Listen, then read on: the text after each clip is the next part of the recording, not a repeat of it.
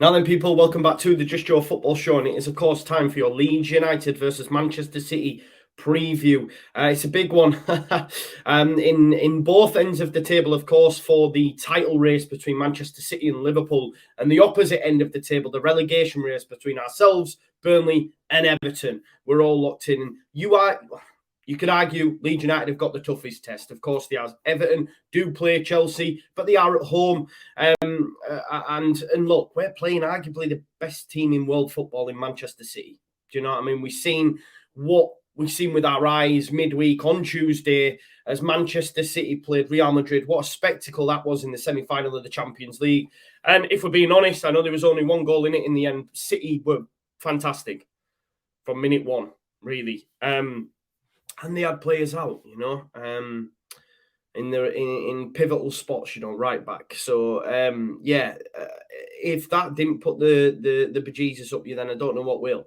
I'm not really confident, if I'm being honest. I have a bit more of a unknown quality or entity about this game because, with Bielsa, and we have to speak about him, I always believed in matches all the time. And I have a little belief going into this. And the reason that I say that is because it's an unknown entity. I've not seen how Jesse Marsch is going to approach this game against one of the best teams in world football. So this will give us a barometer, an idea of how we're going to tackle the next three games, which includes Manchester City, Arsenal and Chelsea. First time he's come up against top six sides. You could argue he's had a favourable run so far since he's come in. Of course, Leeds United are undefeated in 5. We're in great form. You could argue we've picked up results, but let's not forget, Bielsa got 12 points against the exact same opposition. So this now is where Marsch really comes to the fore for me, and we really see the proof in the pudding, because this is where we need to get results. It's the business end of the season, and, as tough as it's going to be, we need to give it our best shot. And I fully believe we will. The players aren't going to roll over and let the bellies be tickled. You could argue that happened against Manchester City in the reverse fixture. Of course, we were beaten 7-0 earlier on in the season. I don't see anything like that happen because I do believe Jesse Marsch will be a lot more pragmatic.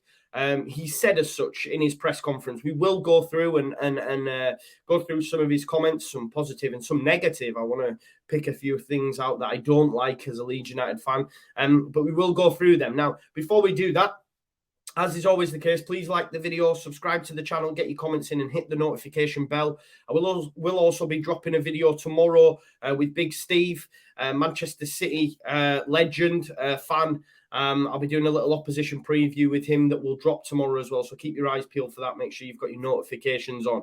But we'll start first of all with, of course, Jesse Marsch's press conference and the key talking points about that. So we got some updates on injuries. We found out that Crescencio Somerville picked up an ankle injury in training before the Palace game, and he's now out for the season. I personally don't see Somerville making inroads into the first team anyway, even less so now because, Leeds United failed to play with any sort of width. We don't play with wingers.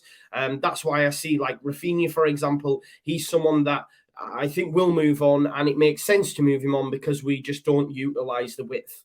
There is little nuances between Marsch and Bielsa's system. He's not fully integrated his system as of yet, you could argue, but know that when he does, there'll be even less width. Do you know what I mean? We've seen width in some of the games, and maybe that's the Bielsa-isms still coming out in the players.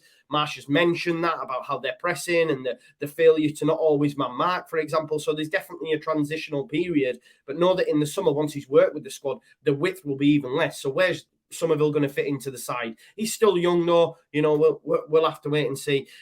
Bamford and Roberts are still on the way back. Marsch is confident that Patrick Bamford will make them last two games, and they could be pivotal in Brighton and Bournemouth. So that's good to hear. Of course, Forshaw doing well as well, but apparently, as we know, he's out for the season, but everyone else is fit, ready, and raring to go. So, of course, that means Calvin came through unscathed against Crystal Palace, getting his first start and first 90 minutes under Jesse Marsch, which is a massive plus. Just to touch on that midfield, that double pivot, we know that Matthias Klick started there alongside Calvin against Palace, and I expect more of the same. Didn't understand the Koch substitution, not really sure on Koch as a midfielder in that double pivot. And Marsch addressed the issues with Klick, because as we know, they had words on the sideline.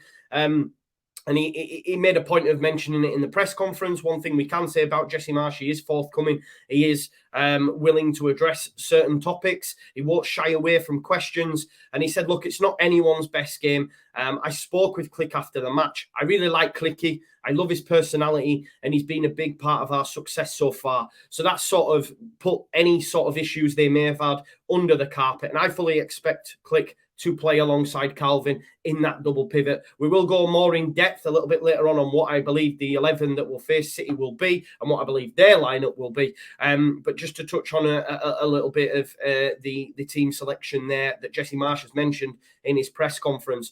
He also spoke about Dan James as well. Now, I, like a lot of fans, are sort of... I can get very frustrated with playing Dan James as a number 9. Big shout out to my man Cagey, who did put a video out on social media the other day. The Barry from EastEnders crack, we're going to do it anyway. We're going to do it anyway. And Bielsa and Jesse Marsch have continued to play Dan James as a number 9. And he's spoken to him directly about this. Obviously, it was addressed. And Jesse Marsch said, look, I know it's not his desired or best position. But with Dan playing in that role, it means we can better be able to control what the opposition are doing. And I believe what that translates to is, they have to be wary of Dan James. He's an option. He has pace that will blitz the majority of centre-backs in the division. And especially when you come up against these big sides, Dan James will be better suited to playing against these bigger sides just due to how much of the ball they will have and how high a line they will play. Who can forget last season when we were down to 10 men, we had John Stones playing on the edge of our box. You could look at that Liverpool versus Villarreal game last night in the Champions League. Van Dijk and Konate spent most of the time in the opposition's half. You will expect more of the same for City. So having someone like Dan James, who has the pace that he does and the potential for Calvin to, spring a diag over the top and in behind a Diaz and a Laporte, I understand why he plays in there. Of course, he's finishing and his final ball can be left to be desired. And when we're asking him to win balls in the air, I mean, it's nonsense. But, Jesse Marsch addressed that. He understands he's playing him out of position. He's been speaking to him about that. He's been thinking of ways how to play him wider. We know he's not scored in 11 games now. But Jesse Marsch didn't touch on whether a Greenwood or a Gelhardt will start in his place. And I fully expect neither of them to come in to the tie. I would argue it would be largely the same 11 that played last time. But I wouldn't want to see them, if that makes sense. And of course, Gelhardt's the future, although I think maybe Greenwood's usurped him a little bit in the pecking order under Marsch. But for me, Dan James is better suited to play in this game against a top 6 side that will see a lot of the ball, that will play with such a high line, which means we can get him in behind. Now, one thing I'm definitely not on board with, and it comes back to Marsch ball. A lot of people are telling me in the comments and on social media that this isn't Marsch ball. He's just playing a certain way in order to get results. All right. He's come out and said that in the press conference today. He says, in terms of the way we're playing, he's had to sacrifice certain ideals, certain things to prioritize results during this running, which you understand, points win your prizes, etc. And he said, in terms of how we will take on City, we're going to be pragmatic but aggressive. We're going to fight for every ball. We're going to be full of energy, full of endeavour, but not leave ourselves too open. You may see that we'll sit in with a low block and maybe look to spring counters at time. I'm really intrigued as to how we will go about it. But one thing I don't like, and this is where I question the system, because this is coming into Jesse Marsch's psyche as a coach on how to get the little wins over oppositions. And he said literally they had a competition in training to see who could throw the furthest ball. This isn't Stoke. This isn't Rory Delap. This is Leeds United. And maybe I'm spoiled, but I'm used to a certain level of football under Marcelo Bielsa. Don't be bringing me back to Warnock, Steve Evans, all them folk that came before. I don't want to know that this squad is spending time in training to see who can throw the furthest, because we've seen Rafinha's long throw against Palace and they were gash. You know what I mean? But he's making light of it. All my money was on Rafinha. We don't have a throwing coach. Do they even exist? We better not. Do you know what I mean? We've seen enough with Gianni Vio. I don't need to be seeing no throwing coach. But he said we're trying to see if it's dangerous.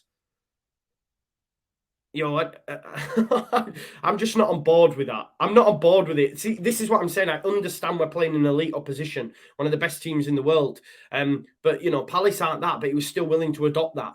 And I know some fans might be on board. Oh well, if we win games, etc. But I want to be entertained as well. I want to enjoy what I'm watching, and I'm thinking long term. If we stay in this division, is that something that's going to be employed?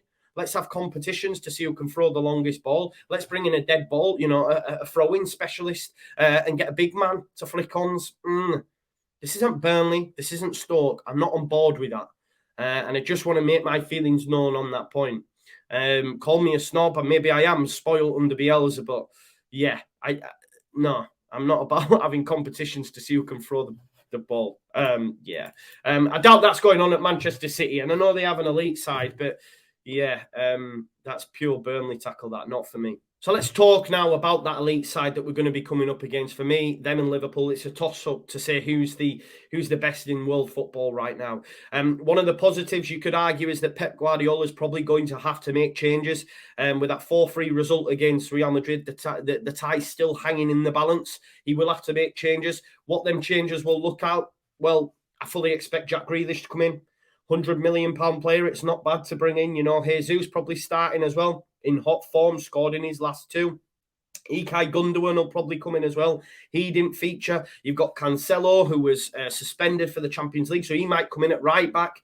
I'll go through what I believe the lineup will look like anyway. The front three, Grealish, Foden, Jesus. Midfield, I think Fernandinho will play in there. So no Rodri, but it'll be alongside Gundogan and probably De Bruyne. Zinchenko stay at left back, Laporte, Diaz, and Cancelo at right back.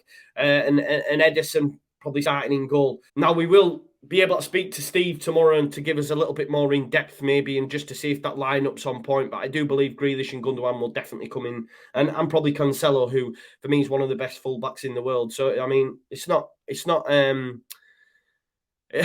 it's not a bad side, is it? Do you know what I mean? It's not a bad squad. So even if they are going to make changes, it's probably still going to hurt Leeds United. Now, one of the positives you might think is obviously the fact that Leeds United will be playing at home. Well, just to counteract that, just a little bit of a counter narrative. Man City have won 10 of their last 12 away matches and kept a clean sheet in 6 of their last 8 away matches. They've scored 14 goals in their last 4 matches and possess the league's best defence with only 21 goals conceded all season. So, of course, on paper, everything points towards a Manchester City win. But look, games aren't won on paper, are they? Games aren't won on paper. But one thing that is important in this game is scoring first for me. Because, as I say, Man City have won all 11 Premier League matches in which they've opened the scoring on their travels. So if they were to get the first goal in this one, then, you best believe they're probably going to go on and win it. And it's key we keep it tight. We have to keep it tight for the full 90, but within that opening 15 minutes as well, because here's a bit of a hot stat for you. No team in Europe's top 5 leagues has scored more goals in the opening 15 minutes than Manchester City. And that's a total of 16 goals in that opening 15 minutes that they've scored. And that is the top in Europe's top 5 leagues. So it's important that we keep it tight and don't concede, and certainly don't concede within that first 15 minutes, because the longer it stays 0-0, the more of a chance Leeds United have got. And listen, Leeds United are no mugs. Let's not forget this. I've seen a lot of takes on social media, R7, 9, etc. We will change it up. We have a different style now. We have a different identity. I'm not fully sure I'm on board with it, as you know from some of my comments, and I hope it does change in the summer. But I even heard Crystal Palace fans say it was almost Roy Hodgson levels when we played against them, and there's probably something in that, because we were really bad against Crystal Palace. But I expect Jesse Marsch to go with the same 11 as last time, which, of course, for any Man City fans watching this, will mean Melier going goal, Dallas at left back, centre-back partnership of Cooper and Llorente. Them two are going to be very, very busy for sure. Ayling at right back. The double pivot for me will be Phillips and Click. And then the two strikers and 2, inverted wingers or wide cams, if you like. So I think it'll be James, who at times will be up on his own and maybe have the three in behind, but Rodrigo will play up alongside him at times if he can, and the two behind them strikers will be Rafinha and Harrison. And look, we are undefeated now in our last 5 matches, which is a decent run for a team, you know, that we're shipping a lot of goals and are down there fighting for their lives. And of course, we have back-to-back clean sheets as well, which is, you know, it's very good in the Premier League. It has to be said, and it would be, if we were to get a clean sheet by miraculous, by magic really, against this Man City side, it would be the first time we've done that. 3 successive top-flight clean sheets since August 2002. And we have actually conceded in our last 9 home Premier League matches, so failed to keep a clean sheet for quite some time at home in the Premier League. So it's going to be difficult. And as we know, I mean, Man City put 7 past us last time we played them in the Premier League. Look, I believe it will be a lot closer than that, but I still fancy Man City to get 3 points, if I'm being honest. And look, it's hard for me to predict a loss. I very rarely do it, but, you know, I struggle to have belief like I once did. Hopefully that will come back at one point. But this, look, I do believe, because I've not seen Jesse Marsh and this team and this squad under Marsh go up against the top 6 sides, and maybe pragmatism will outweigh, you know, and we'll be able to, I don't know, if you look at Everton, how they defended against Liverpool, we'll be able to do that for 90 minutes like we did against Palace, or like Villarreal tried to against Liverpool ultimately. But you know, maybe we can, and shut them out. We will have to, we will certainly have to see. And, you know, it would be amazing if we could do that. And a massive shot in the arm, obviously, going, you know, towards Premier League survival. And could it easily hand the title to Liverpool if we were to take anything from this game? But look, I just can't see us shutting them out. I just don't see how that can happen. And if we look at the head-to-head stats between these 2 sides, there has been more than 2.5 goals in 8 of the last 10 games between both sides, with both teams scoring in 5 of the last 7. You know, and we've played this game without a clean sheet for 7 times now. So the last 7 times we played Manchester City, we've failed to keep a clean sheet. So there's going to be goals. There will be goals in it for both sides. I do believe Man City will win the game. My head is telling me 3-1 City.